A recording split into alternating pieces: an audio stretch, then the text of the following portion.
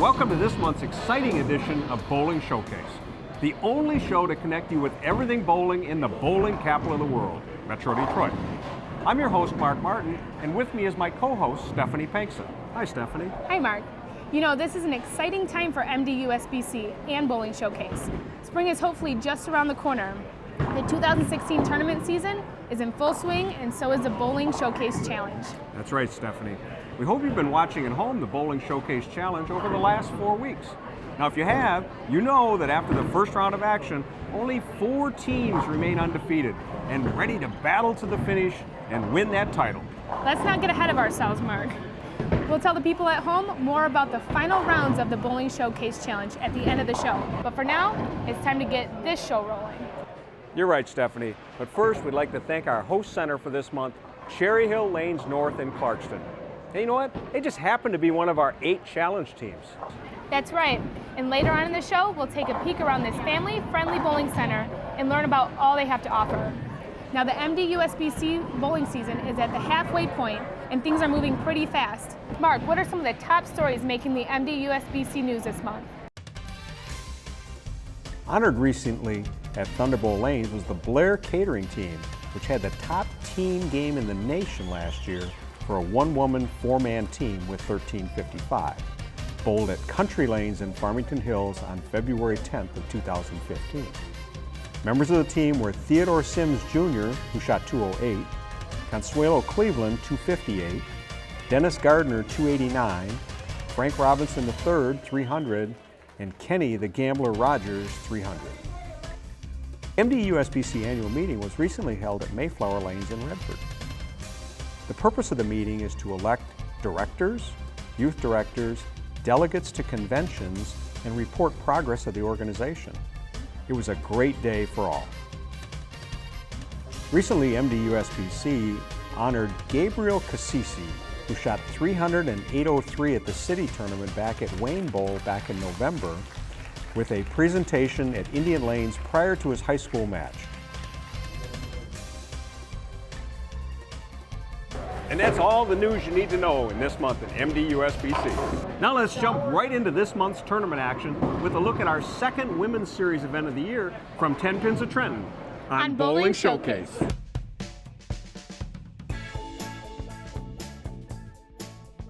The second Women's Series event of the season was held on December 13th at 10 Pins of Trenton. Besides winning money per event, bowlers also win series points based on their standings. These points are accumulated throughout the season, with a point champion being awarded at the conclusion. The top women bowlers compete in these events, and it's always fun, entertaining, and a competitive time. 30 women bowled in the qualifying round, with the top 10 moving on to match play. The day's top qualifier was Julie Ochepik of Reese, with 911 on games of 223, 268, 205, and 215. During match play, a series of highly competitive and close matches ensued. Many matches coming down to the final frame and pin count. Jennifer Kreft of Warren, she qualified second with a 4-game total of 865 and a high game of 254. She earned a bye in the first round of qualifying, along with Ochepik. When Kreft entered match play in the second round, she picked up right where she left off in qualifying and continued her exceptional play.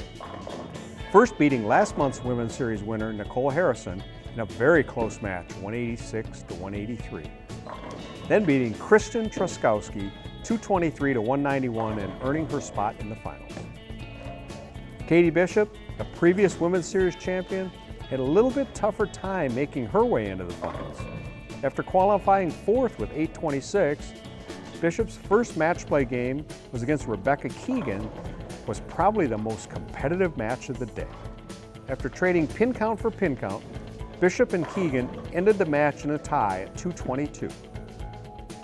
With the following 9th and 10th frame roll-off, Bishop overpowered Keegan and won that overtime match 60 to 32 to move on and face top qualifier Ochepik.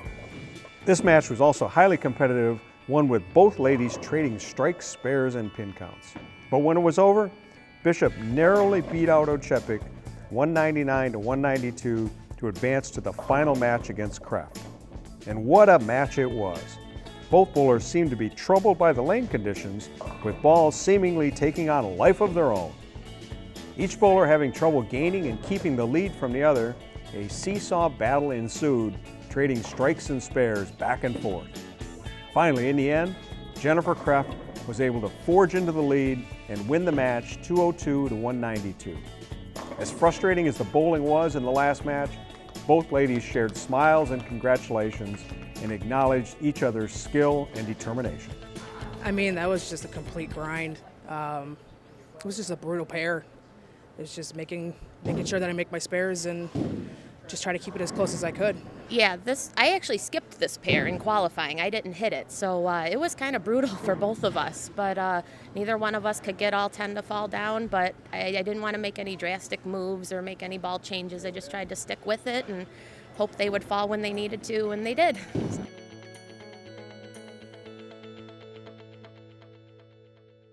What a great second event in this year's Women's Series. It was. And a big congratulations to Jennifer Kreft on her impressive win. This year is really shaping up to be one of the most competitive years ever in the Women's Series. Now after this short commercial break, we'll bring all the action of the third Women's Series event of the year. If you thought this last one was exciting, just wait till you see what's ahead. So stay tuned and get ready to cheer on your favorite women bowler. Now stick around, we'll be right back with more MD USBC bowling action on Bowling Showcase.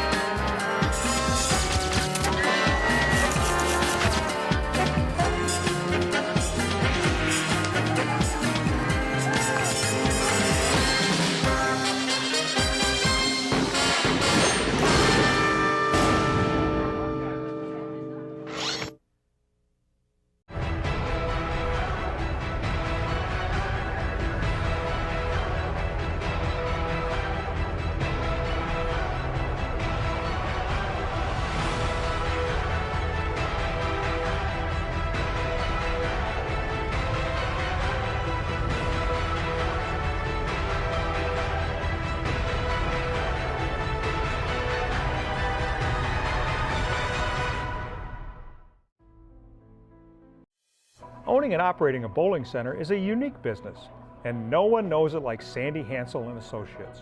We've been buying, selling, and valuing bowling centers for over 30 years.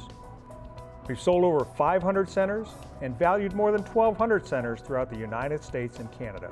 We often assist the purchaser in securing financing, obtaining your liquor license transfer, and avoiding potential pitfalls unique to this business. Trust your next bowling center transaction to Sandy Hansel and Associates, bowling's only full-service broker, appraiser, and financial advisors. Visit us at sandyhansel.com. Metro Detroit USBC, your source for everything bowling in the bowling capital of the world.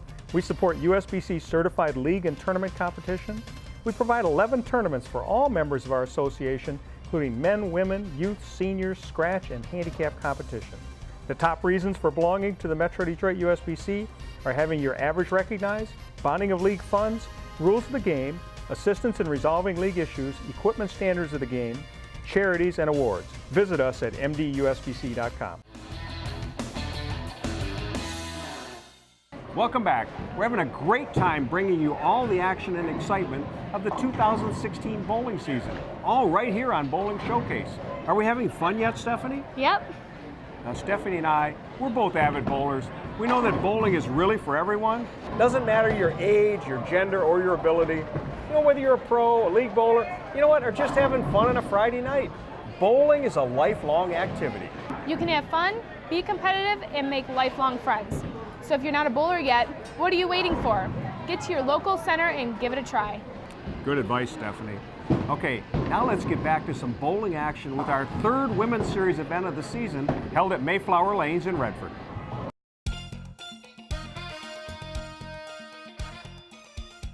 The third Women's Series event of the season was held on January 13th at Mayflower Lanes in Redford. The largest snowfall of the year to date couldn't keep 29 of the best women bowlers from qualifying and vying for the prize. During qualifying, it became clear that all the competitors who braved the snowy, slick roads to be here came with their A games. High scores was the term on everyone's lips as the ladies ripped through qualifying. Robin Orlikowski, she led the field with 983 on games of 247, 276, 269, and 191. Sandy Schultz and last month's Women's Series winner, Jennifer Kreff, tied for the 8th and final spot with qualifying totals of 897. The following tiebreaker match was just as competitive of any on this day, with Schultz and Kreff battling each other ball for ball. In the end, Schultz edged out Kreff by 2 pins, 215 to 213, to earn that final spot in match play. But it was Brandy Rieme of Livonia who stole the spotlight in qualifying by bowling a perfect 300 game in her 3rd game. The crowd cheered on as Rieme hit the last strike to claim her 2nd career 300 game. Now her first career 300 game goes all the way back to April 23rd of 2006, when Rieme was just 12 years old. Now at that time, she was the youngest female to ever shoot a 300 game. Bolstered by her 300 game, went on to beat Kimberly Sisk of Brownstown 213 to 210, and 2016 Queens champion Shannon Rowe of Detroit 190 to 188 to earn her spot in the finals. Now Sandy Schultz, who had to win that tiebreaker to qualify, continued to bowl strong throughout match play. First knocking off top qualifier Robin Orlikowski and Julie Oczepik to face off against Rieme in the final match. That final match, both ladies were confident and determined to win out the day. Rieme, still riding that high on her 300 game, bowled well and pushed Schultz to make her shots. But Sandy Schultz, with determination and single-minded focus, continued to bowl strong and more consistent with each match, and she would not be beat on this day. Finally overtaking Rieme and winning the match 207 to 183. And although Rieme wasn't able to take home the top prize, her 300 game left her feeling accomplished. Absolutely. Every shot that I threw was pocket, so that was great. Yeah, they, like I said, you've been throwing in the pocket all Trying. day long. Trying. Yeah, all the ladies here bowled great, so Yes, I had they my did. cheerleaders and And as for our winner, despite her long road from qualifying to ultimate victory, the outcome couldn't have been any better. I feel better than I did in the roll-off. I started off in qualifying bowling really well, and I was extremely nervous in the roll-off because the last 2 games of qualifying, something changed in my game and I was trying to work it out. So I didn't have 100% confidence at that time. I worked it out in the roll-off, so I had a lot more confidence, and I had a lot of tough competitors walking up the ladder, so it was beneficial to me that I was able to have that. I actually think that game helped me.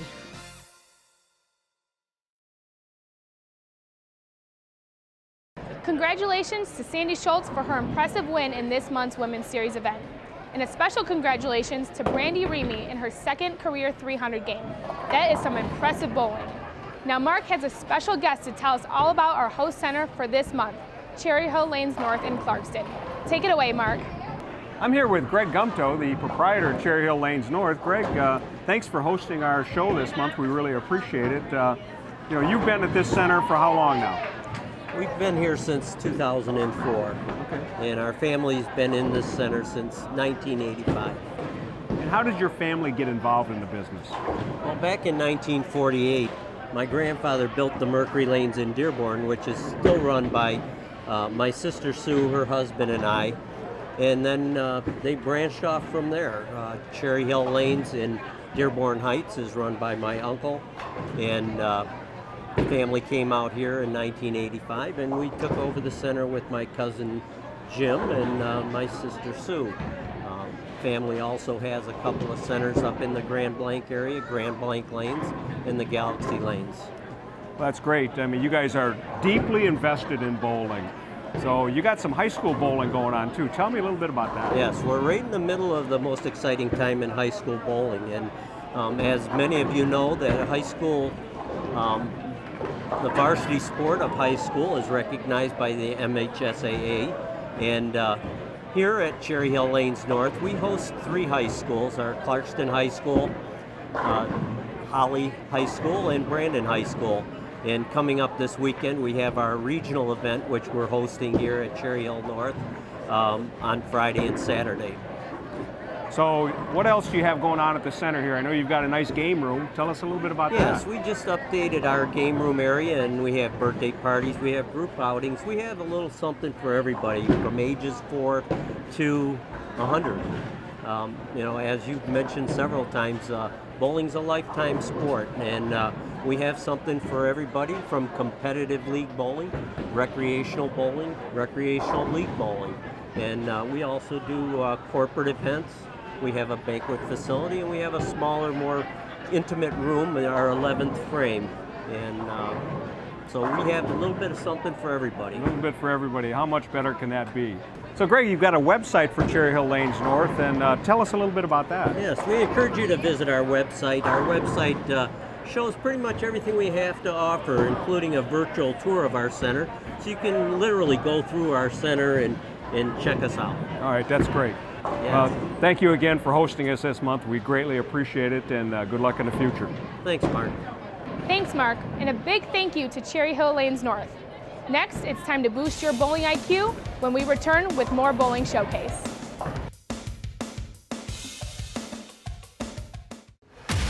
.300 isn't just a number, it is our destination. Shouting at a ball will make it strike more. Nothing is as satisfying as hurling dangerously heavy spheres at stationary objects and watching X's fill the frames. You know it, we know it. So here's to the ballers, the lane dwellers, the alley cats. We are DV8. Tonight we bowl. For all the latest DV8 product information, visit your local pro shop or check out damngoodbowling.com.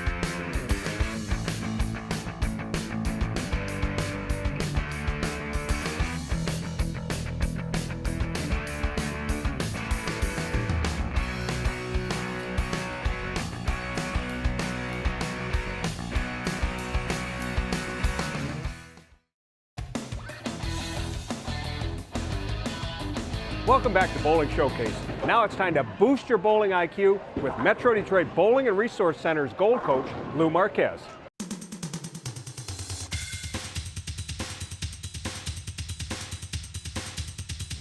Welcome back, everybody. You know, a lot of people call into the center and ask us, how do I hit my mark more often? Probably one of the biggest questions that people ask. Well, it starts with consistency. Consistency traced all the way back from the foul line all the way to the start. Very, very important on how we set up, because it's crucial. Having a great start gives us a great finish and becomes more accurate. It's plain and simple. So today, we're going to talk about consistency in the start, that athletic position that all bowlers strive for. Let's get started. So you're probably asking, what is an athletic start? Well, it's the feeling and sensation that we get when we're set up in the ball and we're ready to go. Now, one of the things that we see a lot with bowlers, they're standing either too tall, too rigid, or too far back. Sometimes these setups don't allow for that athletic motion to start. So let's demonstrate what we're talking about. One of the first things we're going to look for is nice softness in the knees. Not too stiff, not too low.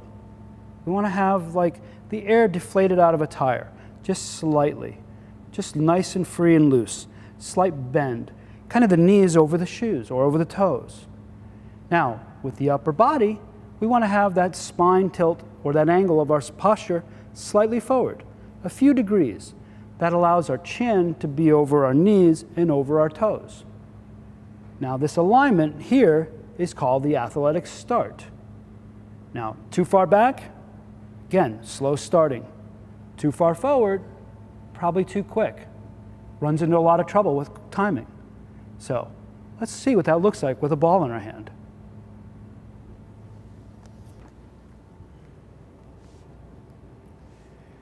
So with our setup, what's important is that the ball is underneath our head. Now I know a lot of people like to hold the ball slightly outside their body, but this leads into problems, especially with the swing. Most important thing is to have a good setup, is to have that ball in alignment.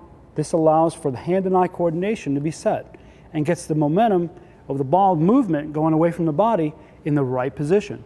This allows gravity to help us work together and get that swing in the right position. So there you have it. Good posture, good setup, good athletic start. Ball underneath the chin, knees slightly flexed, back angle slightly forward.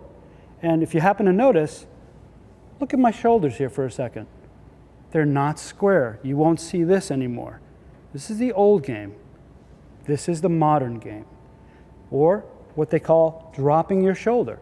We do this to make sure that that swing stays underneath our head all the way through the swing, but most importantly, allows us to create the most optimal accuracy possible. Hand and eye coordination, all in sync together. So there you have it. The modern game with an athletic start. So you've just boosted your bowling IQ. Most importantly, you've learned the fundamentals of a great start, the athletic position. If you want to know a little bit more about your physical game and how to take it to the next level, contact us at the Metro Detroit Bowling and Resource Center, located in the Bowling IQ building facility in Sterling Heights, Michigan, and get a session with one of our silver or gold level coaches. For this week's tip, I'm Lou Marquez. Thanks for watching.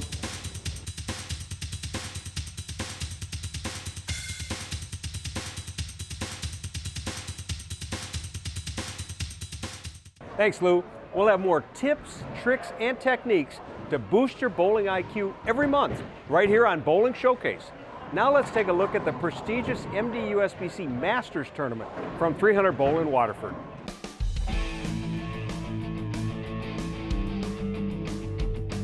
John Nolan of Waterford won the Metro Detroit USBC Masters Tournament held at 300 Bowl in Waterford when he defeated John Kelly of Sterling Heights 629 to 626. Nolan qualified 12th in the field of 117 with a 10-game total of 21.56, averaging 219.7 for 31 games of competition. Now in match play, he beat Lonnie Jones 615 to 497, Harry Sullins 742 to 523, former champion Ronnie Sparks Jr. 706 to 670, James Koss 663 to 624, and Kelly the first time 670 to 661 as he awaited a challenge. He then lost to Kelly 755 to 631 to force an overtime match in which he prevailed. Kelly qualified 7th with 22.29 and averaged 219.5 for 34 games. He advanced with wins over Frank Snodgrass 660 to 606, Abid Daher 572 to 525, Nick Cooper 693 to 604, and Mason Brantley 629 to 591 before falling to Nolan the first time 670 to 661. He then came back with a win over Ronnie Sparks Jr. 638 to 631 to advance to the championship match. Nolan and Kelly, two men who battled back and forth earlier in the day, fought like true champions against each other. Nolan, suffering an injury to his thumb in the final round, pulled through and continued to battle.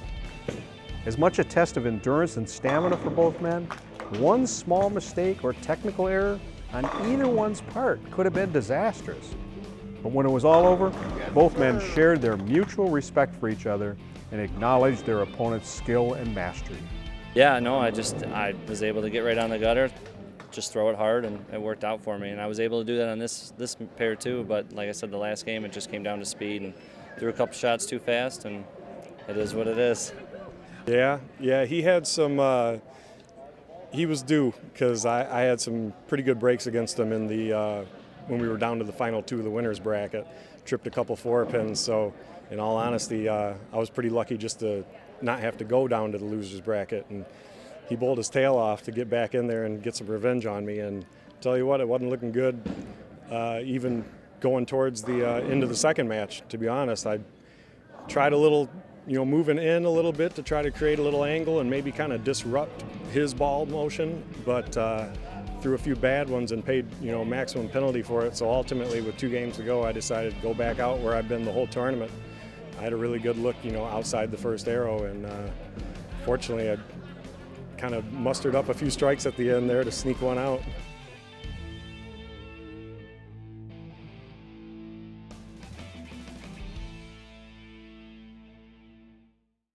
Congratulations to John Nolan on his great performance and win at this year's Masters Tournament. Well done, John. Now, that's about all the time we have for this month's show. We hope you enjoyed this episode. Why don't you connect with us at Bowling Showcase on Facebook, Twitter, and YouTube, or email us at bowlingshowcase@gmail and let us know what you think. Now remember, starting next week, we'll bring you the exciting final matches of the Bowling Showcase Challenge Edition. Live, head-to-head, single game elimination. Here's a sneak peek.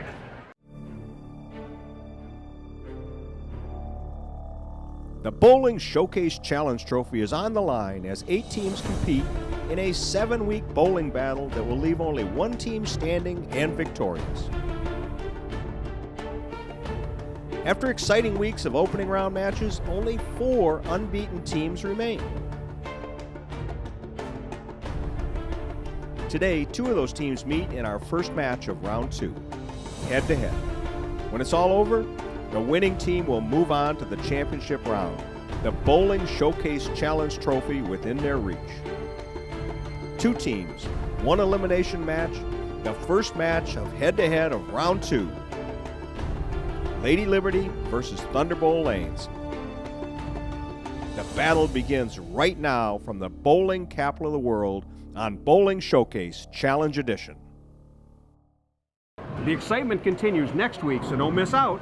Remember, you can watch rebroadcasts of this show and more at mdusbc.com. For my co-host Stephanie Penksa, I'm Mark Martin, and we'll see you next time from the bowling capital of the world on Bowling Showcase.